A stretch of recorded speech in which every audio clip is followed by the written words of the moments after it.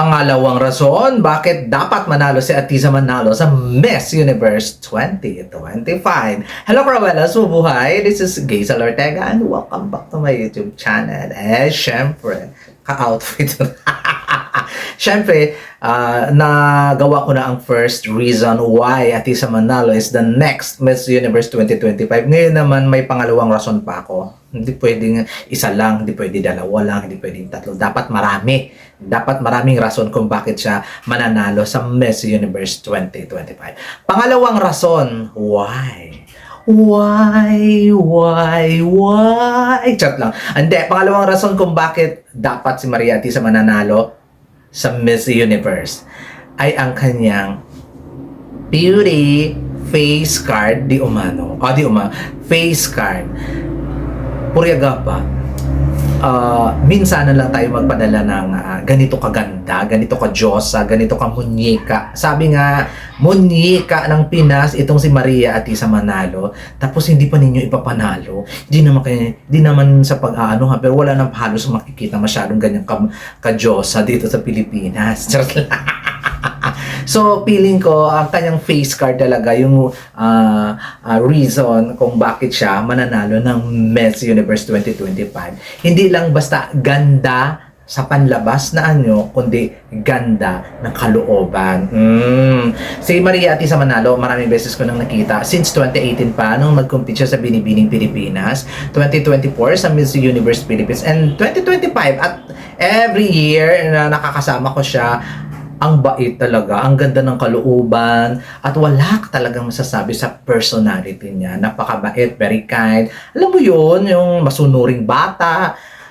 Talagang pag siya ang mananalong Miss Universe, masunurin na siya sa organization. Hindi siya yung bida-bida sa social media na, ay ganito, ay ganyan. May mga ganyan kasi yung mga beauty queen, yung bida-bida sa social media. Akala mo naman nagmamatter yung kanyang opinion. Charot lang!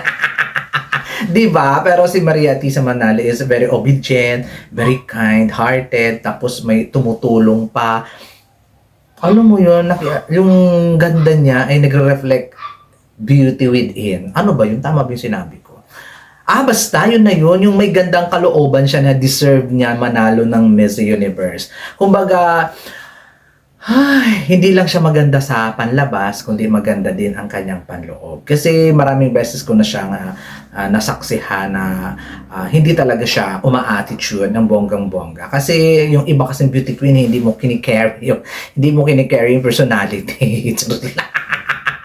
Hindi mo alam kung anong pinaglalaban. Pero si Maria Atisa Manalo, mabait na bata lang, masunurin na bata, talagang hindi ka talaga mapapahiya at ipapanalo mo si Maria Atisa Manalo. Kaya sabi ko sa inyo talaga, reason talaga ng Miss Universe organization, dapat kilalanin yung mga candidates isa-isa, kung sino yung nag-a-attitude, kung sino yung mag-a-attitude na dyan, at kung sino yung adilantada, o diba, ng bonggang-bongga. So, ayun, nakikita ko talaga kay Atisa Manalo na masunurin, kind-hearted, bukod doon sa ganda na ino-offer niya physically, meron siyang ganda ng kalooban, hindi maitim ang budhi.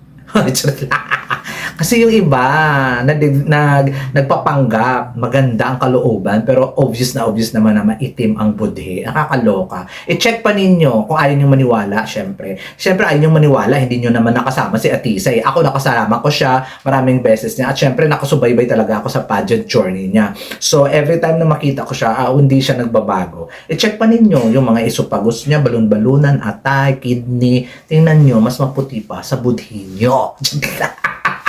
Kasi ba naman, kung makapanghusga kayo kay Atisa, hindi nga ninyo nakasama, hindi nga ninyo nakadaupang palad, ako lagi ko siyang nakadaupang palad. So ako magsasabi kung mabait siya or hindi. So sabi ko mabait siya, wala kayong kukontra. Charot lang. Hindi. Mabuting babae kasi si Atisa Nakakalungkot pag hindi ito makita ng Miss Universe organization. Nakakapanghinayang baga. Kasi minsan lang magpadala ang Pilipinas na bukod sa maganda ang mukha, maganda pa ang kalooban. Tama. Diba? Parang ako lang naniniwala sa pinagsasabi ko. Kasi hindi naman ng karamihan sa inyo, hindi naman ninyo nakita si Atisa. Pero ako, naniniwala talaga ako at buong ang tiwala ko. At saka trust at saka respeto ko na si Atisa ang mananalong Miss Universe 2025. Oh my God, Miss Universe, ano pang gusto ninyo, di ba? Hindi na kami makakuha ng mga ganyang mukha. Hindi na kami makahanap ng ganyang kabait na bata. So, ano pang inaantay nyo? Corona na. Huwag na kayo magpatumpik-tumpik pag boom, karaka-raka. Ikalimang corona para kay Maria Atisa. Nang nakakaloka. Ayun nga, so kung ang daming mga bases yung iba, pero yung beauty talaga ni Atisa ay hindi mo talaga kayang undeniable beauty. Tama ba yung English ko? Ambisyosa din kasi ako eh. Masyado na akong pala decision or bida-bida. Tapos hindi man makabigkas ng tamang pronunciation ng mga bagay-bagay. Ayun, pero syempre sa nasubaybayin ko ang journey ni Maria Atisa Manalo since 2018, simula nung bagets pa siya, talagang hindi makabasag pinggan. Same hanggang sa ngayon, hanggang 2025 sa Aqua Boracay, sa Mall of Asia Arena, walang pagbabago. Still na siya pa rin si Maria Atisa Manalo na nakilala ko nung bata pa siya. Bata din ako noon. Charot lang. So ayun na nga. So isa to talaga sa mga reason bakit dapat ninyong koronahan si Atisa. Bukod sa gandang panloob, may gandang panlabas at may gandang plataforma bilang beauty queen at isa sa mga sikat. Yung maganda yung imahe niya sa people. Ino-okay lang ng mga iba, yung mga insecure, di ba? Munjika talaga yung Atisa, nakakaloka. Kung alam niyo sa person na, magpuryagaba. Parang, alam mo, pag tumabi ka kay Atisa, parang nagmumukha kang ingrown. Yung pwedeng tanggalin ka ng manicurista para hindi ka maging dumi sa kanya. Ganun. Oh my God. Alam niyo ba yung nahawakan ko sa Atisa? Ayan, kita niyo. Ha? Nahawakan ko sa feeling ko, ako ang kambal niya.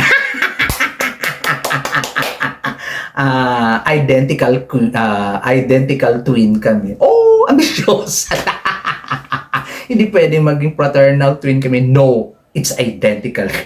Marami kayo dyan magdi-disagree. Problema na ninyo yun. Basta nakikita ko yung sarili ko sa kanya. Lakas ng loob, di ba? Ayun, kung ang Miss Universe organization magkukorona, eto na, bukod na maganda sa physical, maganda pa yung kalooban. Ano pang inaantay nyo? Koronahan na ninyo yan, hindi na kailangan ng preliminary. Hindi na kailangan ng preliminary, nakakaloka. Koronahan na ninyo ang deserve kasi yung iba kasi pam-pam ng pam-pam, eksena dito, eksena doon, kembot dito, kembot doon, tapos hindi naman maganda. May attitude pa. Ay, nako. Ay, maraming salamat at yan ang aking pangalawang rason kung bakit si Maria Atisa Manalo ang dapat koronahan sa Miss Universe 2025. This has been Gazel Ortega. Paalam.